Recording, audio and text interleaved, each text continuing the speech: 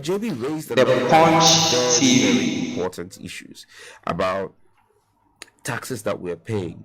This is a government that came in 2017, and I remember that very first budget Kenneth Riata came to read sometime in March, and he stood in Parliament. He says he came to abolish nuisance taxes. He mentions this tax, then he says abolished. Mentions this one, abolished. Some of the taxes he claimed he abolished, for example, a tax on real estate or a tax on financial transactions. Kenneth Riata has brought them back. 7 years on, he's brought them back. They're in this year's budget. So you are asking yourself, did we go or did we come? And it's been all hype. This government has been like a hype and no substance. It's like having a fantastic hype man, but you the artist, you are whack. And that's basically what it has been. And the comedy of failures. But what really ticks me off is not necessarily the incompetence of this government. We knew they were incompetent. It's the sheer arrogance that goes with the incompetence. If you're incompetent and you're humble, you could be taught a thing or two. Exactly. But if you're incompetent and extremely arrogant, that's the Yajia mind kind of attitude. It's what really gets on my last nerves, because you look at them and you see how much of a colossal failure they are. Some of the words I want to use are not radio friendly. I have to be careful, else they won't give me breakfast at home this morning, because I was warned before I came here. Because you see, be careful. Because it's exasperating. You sit back and ask yourself, how did we get so low as a country? Some reports say that our economy has gone back to 1998.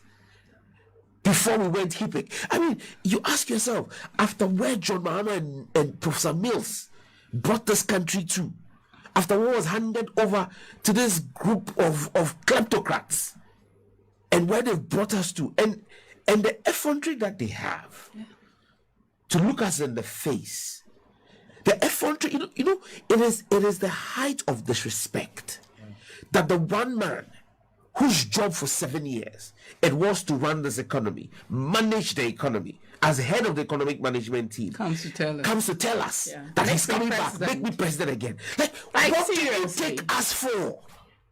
Obi, but you see, if we are going to follow these guys here, we won't be happy for the rest of the year.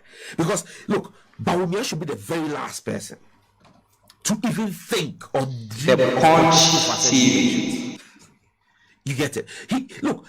With how bad he has run this thing, assembly election can be charitable. We should run for unit committee. Maybe you should just go and sit at home. No, because look, his biggest achievement as economic management team lead is that he's changed Samira's handbag closet and bought her proper handbags. That's his biggest achievement. But every other thing about the economy, this is the guy who said to us that when the fundamentals are weak, the exchange rate will expose you. And when the exchange rate started exposing him, he goes to stand and runs a one-man dry comedy show at the Church of Pentecost Worship Center, where he meets the young people. He says, but you know that I said that it's not correct that if the exchange rate is and then he starts laughing. But can you blame him? These people are cheering him on. So exactly, he simply thinks that what he's doing is right. When you go to the circus and the clown is performing, what do? Well, that's even when he's funny. Sometimes he's certainly not exactly. You either cheer him on or you boo him. Yes. Absolutely. And at that program, where he went to walk back his fundamentals, and look at the face of Professor Jan Bafo, and a lot of them, they were actually laughing at him. They were booing him. It was obvious that this is a guy who's lost his onions. And even he himself, his body language. His body language. Even after. You get it? He's lost his onions. Yeah, completely. And this is the best that the NPP has to offer. What happened to the men? They don't even have fetuses. They don't even have any of them. School. They don't have schoolboys. Kita schoolboys can't do. The Punch TV. Boy like Sam George, they don't get. Charlie. Look, it's just being a mess, and for me, it is just the fact that look, the young people of our country, and most times I see myself as a voice for the young people of our country. I see myself as representing the young people of this country. I'm not from a political dynasty. I'm literally from the streets, okay? And hard work, the grace of God, and the people of this country have given me a seat at the table of men. And so I feel very deeply about issues that affect the young people of this country. And so when I see politicians, especially politicians who are in government today, taking the young people of this country for a ride, when Bawumia goes to the Punch TV that they were going to pay rents for young people in this country, and it is 3 years on, and they have done nothing about that. They set up another bureaucracy actually to handle that rent. And I mean, how many of the people on the streets who are dealing with rent challenges, who are dealing with 2 years of rent that they have to pay up front, can go through that bureaucracy? But is it only that? Sometimes it's only the humiliation too of being moved out when you can't afford. Yes. You know, it is sickening what has happened to the young people of our country. The young people of our country were promised jobs. The young people of our country are the most despondent that they've ever been. Look, don't get me wrong. We've seen John Mahama's administration. I was part of the Punch TV. We weren't perfect. We had our flaws. Okay, but when you compare that and you compare what we have now, it makes John Mahama's time look like we were in heaven.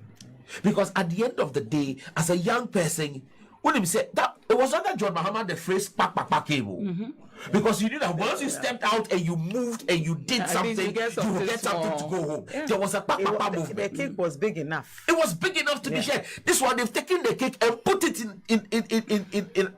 Achimebuakwa. And is Achebi and I just say Woko I mean, what is this? The national cake has become a family cake. The national cake has become a family cake. You get it? And the young people of this country are doing the 0-1-0. Chale 0-1-0. Look at us. Say, in fact, this is 0-0. But where are you going to go and do the 0-0? Maybe I don't want to do one who says, Charlie, ube trim, the Punch TV. Let me go and ask Felix. Let me ask Felix if that's true. Felix is our government. But Charlie, you know, it's really problematic. And for me, and I've said this everywhere, that one of the reasons why I support John Mahama and his comeback is that I believe that I have seen some of the things he did for young people. Okay, if for nothing at all, I saw the Yes program. Yeah. And there are people who I can personally relate to. Some pharmaceutical companies. For example, there is a lady called Israel Akafri Mankaso. Okay, Yeah, she set up this cocoa. She had graduated from Lagos and was hawking in Makola. Applied to Yes. Today she has a factory. She has a warehouse in the US. Can you imagine? Her factory is in Ingo Pampam. Her factory is in my constituency. She employs over 100 people working The there. Punch TV. And got support. Now she exports across the United States and has her own warehouse. You know what it means to own a warehouse in the US to do distribution? Then I look at a gentleman like Muhammad Yusuf, chemical engineer from KNUST, decided to go into fashion designing, harmony trends. Today, he sews and attires the entire cabinet and president of Liberia and Sierra Leone. And almost everybody who matters in Ghana, from John Mahama to the Speaker of Parliament to Nanado himself, it is harmony trends. Don't forget Houseman Shoes is also there. Houseman Shoes. Tony Semaya. These are all Ghanaians. These are young people who we helped establish for them to also employ other young people. Same for the NAPCO guys? The Punch TV. Have they been paid their last outstanding 7 months? Look, you see, it is this disparity. It is this difference between what we saw under John Mahama and what is happening now that gives me hope and says that, look, I'm gonna stake my bet again on John Mahama to come back. One, continue where he left off, but two, the fact that you see, and Jamie spoke about something. She spoke about one endearing feature of John Dramani Mahama, his humility. Because don't forget, I told you about the Bawumia Nanado cabal, the sheer arrogance and intransigence of their incompetence. And I juxtapose that against the humility of John Mahama. And I ask myself, this is a man who is humble enough to admit that I got it wrong here and here. And even ask you for your opinions. And ask you, how can we do this better? Okay, The Punch is a man I can trust to come back and do something for the young people of this country. Because look, Obi, Nanado and Bawumia have not messed up the young people of this country. They have messed up the grandchildren of the young people of this country. Their unborn grandchildren. Because some of the things they've done, the repercussions go 35 years down the line. Can you imagine? So if a young man had a child today, by the time we are paying for some of the things they have borrowed, that child will be 35 years and have a child. So that's their grandchild. So anybody who's a young man today in his 20s or 30s or 40s, your grandchildren's future has been mortgaged by Nanado and Bawumia. And Bawumia wants to come and mortgage 6 generations on. I mean, what kind of joke is that? And that's why for me, I believe that, look, we need to take our time and really delve into this 24-hour economy thing. Break it down for what it holds for the youth. And let the young people understand what we're going to do with the 24-hour economy, how it's going to create jobs for them, how The it's going to Punch open up TV. opportunities for them, in what areas, in what spaces, and then let people begin to connect with it. Because you see, one thing about the NDC is that you can, as an individual, identify what is in our manifesto for you. What is it that appeals to you, and that's where we really need to go to. And so for me, Obi, my high is, like I said, it's just life. The fact that I have life, and that God's given us strength to keep moving.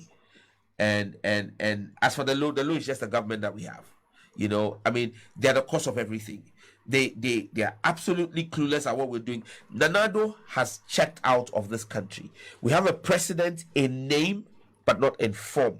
On not in substance. Okay, he's just The Punch We have a TV. president who accepts the title or answers to the title, but doesn't do the He job. tells us that he has a flag bearer who will come and solve our problems. Clearly, he tells us that he himself cannot solve the Absolutely, he says the person coming after him will come and solve the problem. Somebody else is coming to solve the He has problem. tried to correct that error. He says that he will spend the last year in office Doing what? building Ghana. Really? Yes, yes. Yes. How many last years? 7 years, Yeah, 7 exactly. years He couldn't do anything. What will 1 year do? Well, but And that's that- the point. At least, can he give us one of those hospitals he promised? That- That's the point Sam George makes very succinctly.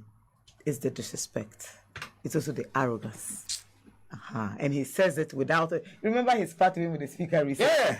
I mean, seriously. Yeah, it was so. Why must you? Exactly. I was wondering, did you have to reply to that? I mean, sometimes. It was so petty. Yes. No, yes. you see, ask Nanado Yeah, thinks he's yeah. an imperial king. Yes, Okay. yes, Okay, yes, you see, the imperial king Yeah. in The the Punch ancient TV. he was executive, Yeah. he was legislature, Legislature. and he was judiciary. He made laws to suit himself. He implemented the laws, and he sat in judgment over his subjects. And so Nanado thinks that why should Parliament Yeah. and legislative body seek to make laws Yeah. without him? Yeah, but there must be some accountability, some judge. And then he even in his letter to Parliament, he proceeds to interpret the Constitution, which is the forte of the Supreme Court. Yeah. I mean, which kind of Who president does is this? that? Nanado. Especially when he's a lawyer. Yeah. But there's also a certain element of superiority, and as I said, that can also be a flaw. Like I said, it's almost as if I think I have a superior argument.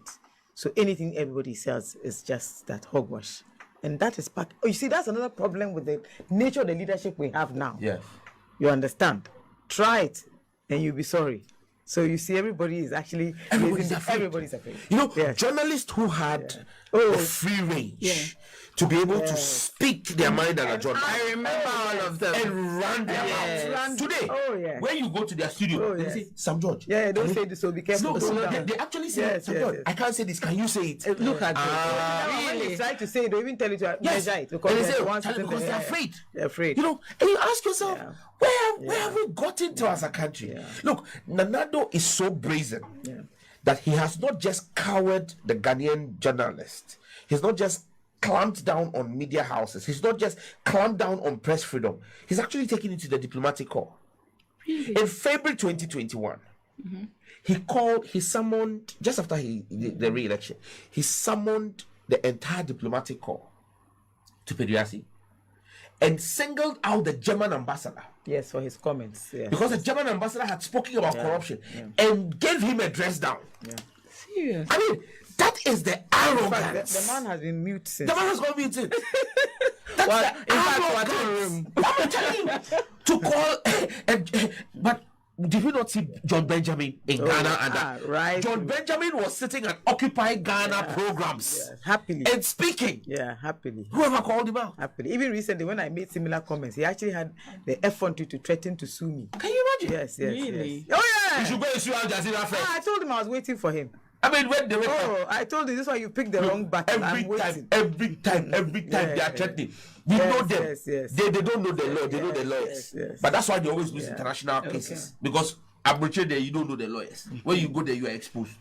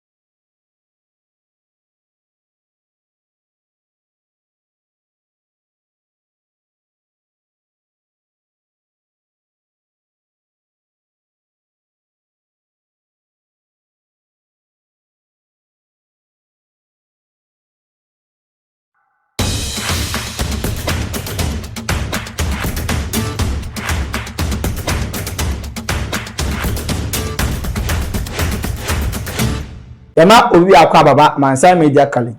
Mansa Media College a school power ya TV so any radio so dwumadie.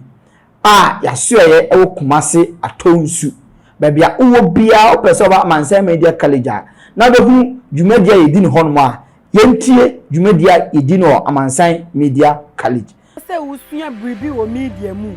Ana opese ohunu bibi biara efa media ho enso eche kra Mansa Media College e wo homam ye wo achochefo a wakwadiri yie wa adetwem na in studio ni ye newsroom de editwam wonsam twem no ye twe bibi ti se kasebo akenkan ni sinitwa ni bebura ekeka ho wo multimedia mu nso ye twe bibi ti se sini mfoni asiesie mfoni nitwa ni bebura ekeka ho yebetumi nso aboa ama wo de na otwepe asunya bribi wo nkitahudie adwuma ahodo nyinaamu esanse ye wo yankasa foni nti abwe biara ye ma ya adesuafo kwan ma okwo de ya twe won adesua dan mu no ahwefo ehu ekame ese obi biara wo le bosomtwe ase enim abakosema efa nsuo ehu menya abofra kitu bi wo ha ono so se onim abakosema efa le bosomtwe ho abusuafo ye mama kwaba eba Ghana Pages TV so